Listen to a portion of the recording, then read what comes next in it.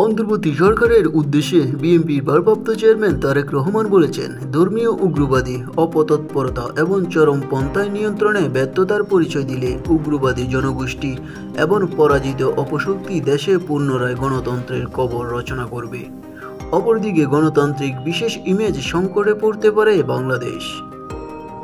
যার যার জায়গা থেকে যেটি প্রয়োজন প্রায়োরিটি সেটি আমরা অবশ্যই আমার রাস্তা খোঁজা। ভারতের দালালি করে কোনো লাভ বা বসার মতো পরিবেশ আসলে দেশে থাকে না।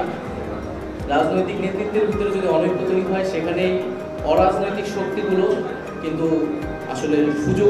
তিনি বলেন, দেশের অসাম্প্রদায়িক গণতন্ত্র চরিত্র সমুন্নত রাখতে চরমপন্থা এবং ধর্মীয় উগ্রবাদী অপশক্তিতে প্রতিহত করতে হবে। পাশাপাশি গণহত্যাকারী পলাতক মাফিয়া চক্রকে যে কোনো মূল্যে বিচারের সম্মুখীন করার মাধ্যমে বাংলাদেশে গণতান্ত্রিক বিধি ব্যবস্থা শক্তিশালী করতে হবে।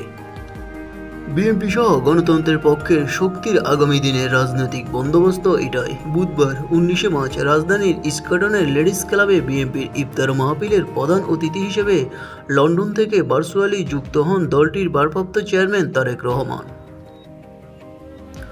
রাজনৈতিক দলের নেতাদের সম্মানে এই ইফতার মাহফিলের আয়োজন করে বিএনপি। এতে বাংলাদেশের জামায়াত ইসলামী, ইসলামী আন্দোলন বাংলাদেশ, বাংলাদেশ খেলাফত মজলিস, জাতীয় নাগরিক পার্টি এনসিপি, গণসংহত আন্দোলন, গণ অধিকার পরিষদ, এবি পার্টি, জাতীয় পার্টি, জাপর সহ বিভিন্ন রাজনৈতিক দলের শীর্ষ নেতারা অংশ নেন।